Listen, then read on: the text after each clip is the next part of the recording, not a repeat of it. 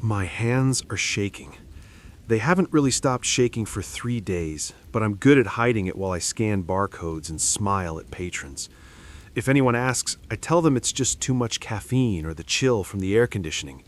The truth is, I'm terrified of the quiet now. I'm terrified of what I might find if I look too closely at the things people leave behind. It started innocently enough, just a normal shift in a normal week. I'm 26, and I've been interning at Brunswick County Library since last September while I finish my library sciences degree online. It's quiet work, mostly shelving and data entry. I like it that way. After my mom died 2 years ago, I needed something predictable. Elsie Hargrove volunteers here 3 days a week. She's in her 70s, always smells like lavender soap, and knows where everything is better than staff who've worked here a decade. Last Tuesday, she brought up a ledger from the boiler room, old, water-stained, bound in cracked green leather. Said she found it wedged behind the furnace during her usual tidying. Denise Carter, our director, didn't recognize it. Neither did anyone else. The entries were handwritten in faded ink, dating back to 1987. Names, book titles, dates books were due, standard stuff. Except beside each name was a second date, written in different ink, darker, fresher looking. I was curious, so I looked up a few names online during my lunch break. Public records, obituaries, every single person in that ledger was dead. And the second date beside their name matched their date of death. Not approximately, exactly. I showed Denise. She went pale, flipped through it herself, then locked it in her desk drawer, told me not to mention it to anyone. But I couldn't stop thinking about it. The next day, I checked again when Denise stepped out. There was a new entry at the bottom of the last page, fresh ink. The name was Gerald Munoz. The book listed was The Stranger by Camus. Due date, November 3rd, 1994. The second date, the death date, was written as January 9th. That's next Thursday.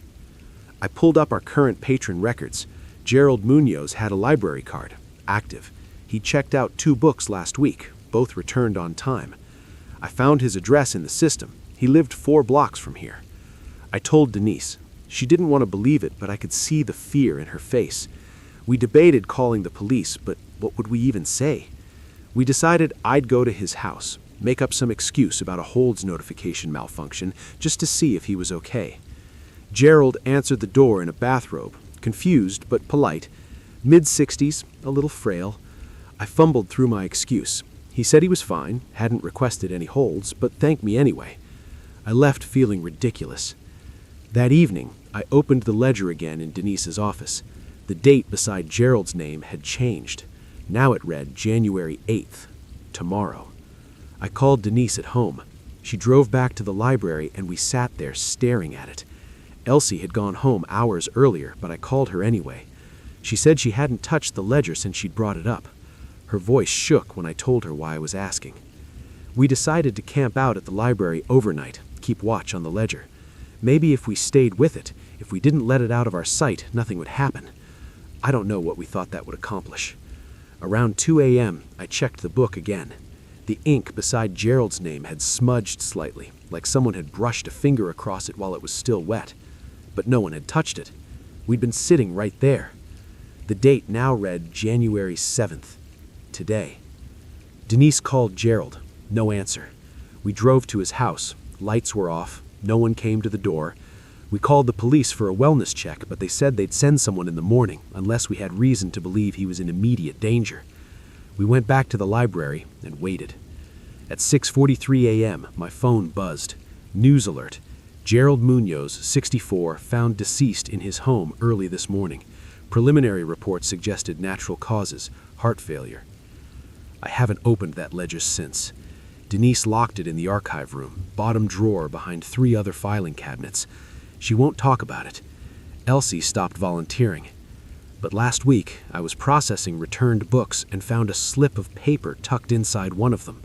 My handwriting, my full name, a due date I didn't recognize. And beneath it, in that same dark ink, a date 4 weeks from now. I didn't write that slip. I don't know who did, but I keep checking it. The date hasn't changed yet.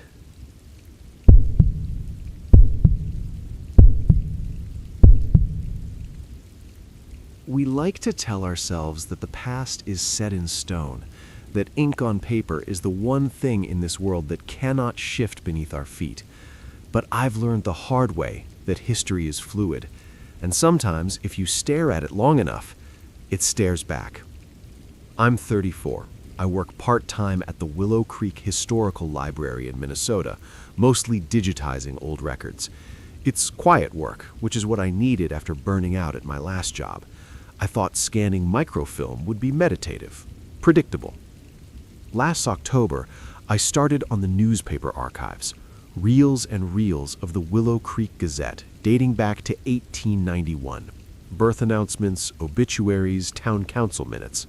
I'd load a reel, advance frame by frame, capture the image, move on. I noticed her name in the third week, Catherine Helmsby, listed as mother in a birth announcement from April 1923, then again in July 1929, then 1934, 1941, 1948. Always the same name, same unusual spelling of Helmsby with a Y. Each time a different father listed, different child's name, but Catherine Helmsby giving birth across 5 decades. I assumed it was a common name, maybe a family tradition, but when I cross-referenced the town's census records and birth certificates in our physical archive, I found nothing. No Catherine Helmsby in any decade. No marriage records, no property deeds, no obituary. She existed only in those newspaper announcements. I mentioned it to Elsie Navarro, a genealogist who volunteers here on Thursdays. She got interested immediately. We pulled every mention of Catherine Helmsby we could find. 16 birth announcements total, spanning 1923 to 1967. Elsie started researching the children's names, trying to trace them. That's when it got strange. 4 of the children listed grew up to be prominent Willow Creek residents. Elsie had compiled family histories on all of them years ago. Their actual birth certificates listed different mothers, completely different families. But there they were in the newspaper announcements, attributed to Catherine Helmsby. We thought it was a printing error, maybe a template gone wrong. But the announcements were scattered across decades, different typesetters, different editors. Then I went back to the microfilm. I was rescanning a frame from 1941 when I noticed something in the background of a photograph accompanying a wedding announcement. A woman standing at the edge of the shot, slightly out of focus. I'd scanned this same frame a week earlier. I was certain the woman hadn't been there before. I checked my first digital capture. She wasn't in it. I scanned the frame again immediately. She was still there in the viewfinder. When I saved the file and compared all 3 images side by side, they were identical. The woman was in the last 2, not in the first. Elsie suggested the microfilm might be deteriorating, that images can shift slightly as the emulsion breaks down. It made sense. I wanted it to make sense. But then I noticed the hand. In a 1952 photograph of a town parade, there's a close-up of someone holding a newspaper. In my original scan, the hand holds the paper flat. When I rescanned it 2 weeks later, the fingers had repositioned. The newspaper was folded differently. I compared the file's metadata, verified they came from the same reel, same frame number. Elsie and I started cataloging every photograph in the archives. We found 6 images that seemed to change between scans. Always subtle, a slight head turn, a rearranged object. In one case, a child's expression shifted from neutral to something that looked like distress. We checked the transfer logs. Only 3 people had accessed these microfilm reels in the past 20 years. Me, the previous archivist who retired in 2019, and a patron in 2007 whose signature was illegible. The previous archivist, Martin Kowalski, still lives in town. We called him. He remembered the Catherine Helmsby anomaly. He'd noticed it in the 90s, done the same research we had, found the same dead ends. He stopped looking into it after a while, said it bothered him, but he had other projects. When I asked if he'd noticed anything strange about the photographs, he was quiet for a long time. Then he said he'd scanned certain reels multiple times because he kept finding errors, details that didn't match his notes. He assumed he'd been careless. Eventually, he just accepted whatever the most recent scan showed and moved on. Last week, I found a new frame, Reel 47, which I'd finished scanning in November. I was double-checking my work before archiving the files. Tucked between a 1959 grocery store ad and a church bulletin, there was a single photograph I didn't remember. It showed a woman sitting in our library's reading room. This reading room, the one I work in, the photograph was in period-appropriate black and white, grainy like the others, but the reading room didn't look like this until the 2003 renovation. The furniture, the window placement, even the carpeting, all from the current layout. The woman's face was turned away from the camera. On the desk in front of her, clearly visible, was a microfilm reader, the same model we use now. I checked my original scan log. That frame wasn't there in November. I haven't scanned any new reels since I found that photograph. Elsie stopped coming to the library. She won't return my calls. I still work here 3 days a week. I still sit in the reading room. Sometimes I think about that photograph, about the woman with her face turned away, sitting exactly where I sit. And I wonder what my hands are doing in the frames I've already scanned.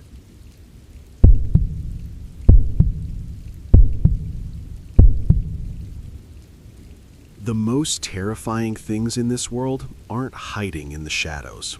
They are filed neatly in alphabetical order, waiting for someone to pull the drawer.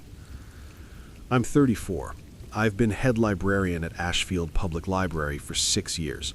It's a quiet job in a quiet town, and until last fall, that's exactly what I needed. We just finished digitizing part of our collection, half the budget, half the catalog. The rest would wait another year, maybe 2. In the meantime, we kept the old card catalog system running alongside the new database. Most patrons used the computers. The wooden drawers gathered dust. I noticed the first card in October. I was refiling returns in the GK drawer when I saw it. A cream-colored index card, but newer than the others, crisper. The typeface matched our old library typewriter, the one we'd retired in 2019. The card read, Howell, Marcus, Transient Labor Registry, 1947. I pulled it. No call number, no shelf location, just that single line. I checked our digital records. Nothing. I asked our oldest volunteer, Linda, if she remembered a transient labor collection. She didn't. I filed it in the discard pile and forgot about it. The second card appeared the following Monday. Chen, David, Transient Labor Registry, 1947. Same typeface, same cream stock. I checked the drawer I'd just organized. It hadn't been there before. That afternoon, Jenna Park came in. She writes for the Ashfield Courier, mostly local interest pieces. She was researching a story about seasonal workers who'd passed through town over the years. She asked if I'd heard about Marcus Howell. I said the name sounded familiar. She told me he'd been staying at the Pineview Motel for 3 weeks, working harvest at the Dennison farm. He'd missed 2 shifts. His room was paid through the end of the month, but his things were gone. Not packed. Gone. No car in the lot. No note. The manager shrugged it off. People skip out. I didn't mention the card. By November, there were 5 cards. I started checking the drawer every morning. A new one appeared each Thursday, always overnight, always between closing and opening. We have security cameras at the entrance and checkout, but none facing the card catalog. Jenna came back with a list. 5 names, all seasonal workers or temporary residents, all missing within a week of their card appearing. No police investigation, no family looking, just gaps. I went to Mayor Whitman. I brought the cards. He looked at them for a long time, then asked if I'd been working too hard. He reminded me the library had been under stress with the digitization. He suggested I take a few days off. I didn't. I started watching the donation box. It's in the lobby, an old wooden crate for book drives.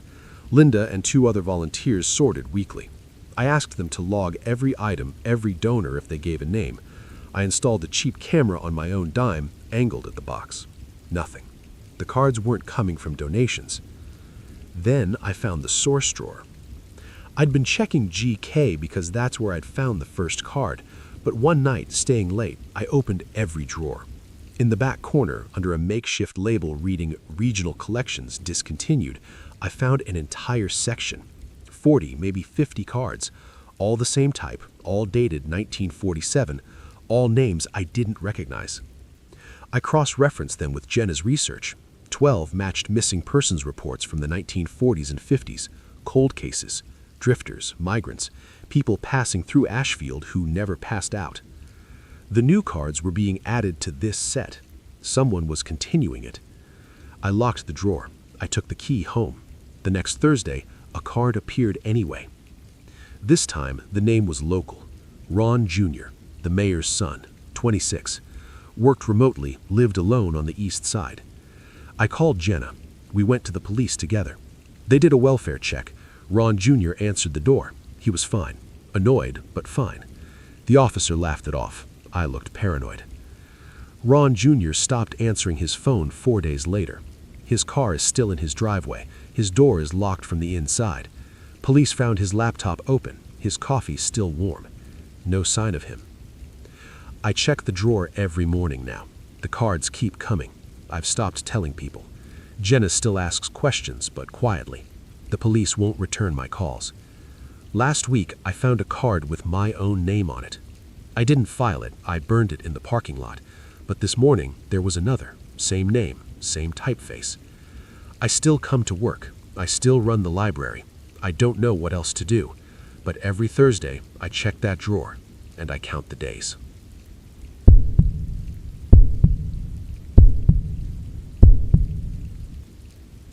You don't expect a library to be dangerous. You expect dust, strained eyesight, and the smell of old glue, but never danger.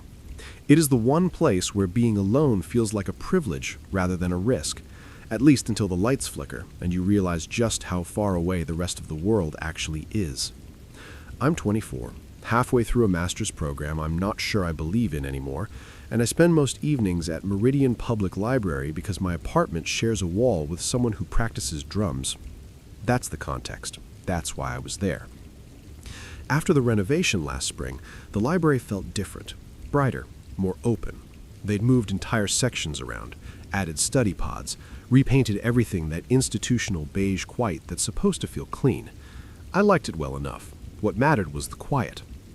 The first time I heard about the study room, it was from another grad student named Ethan.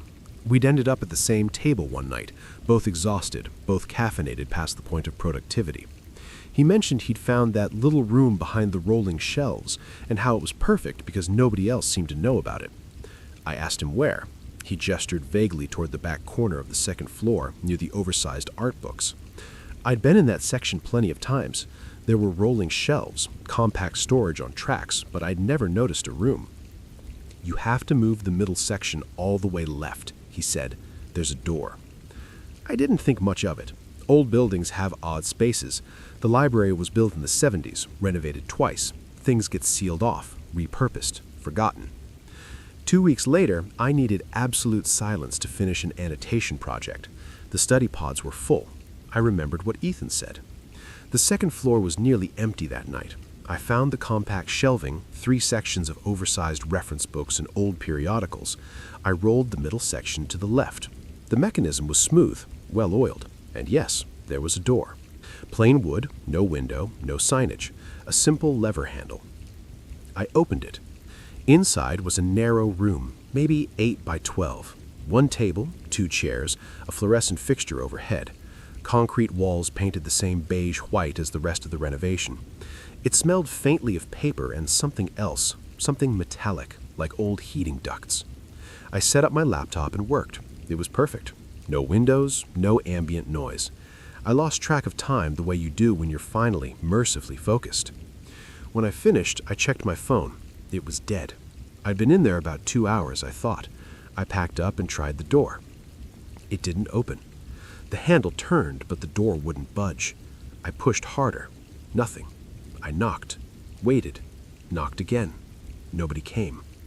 I wasn't panicking yet.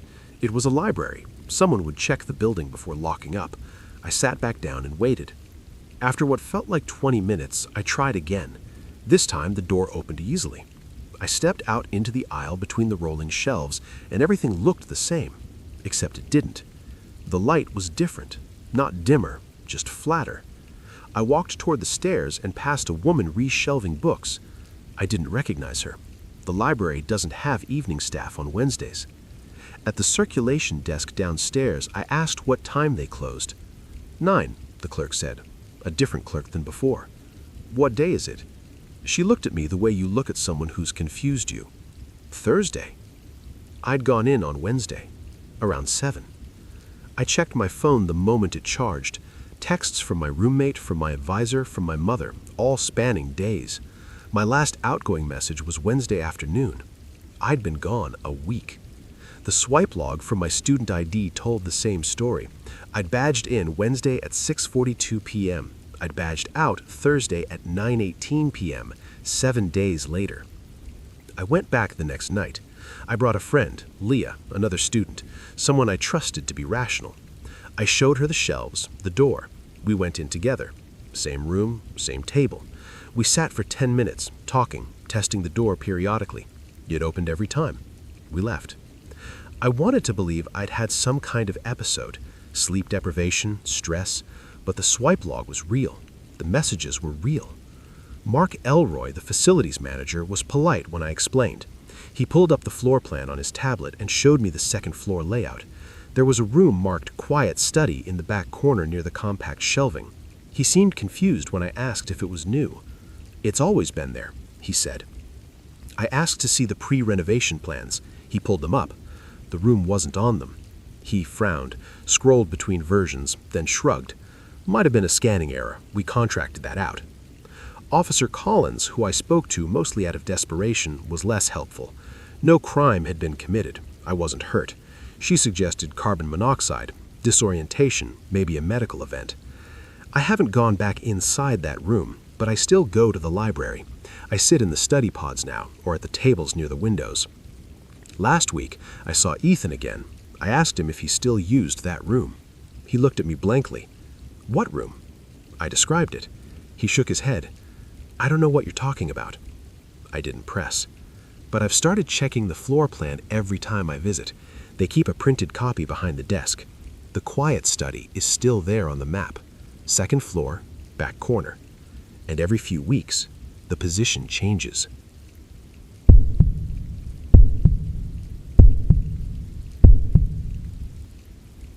We tend to think of libraries as safe havens for knowledge, but we forget that some histories are buried in the dark for a reason.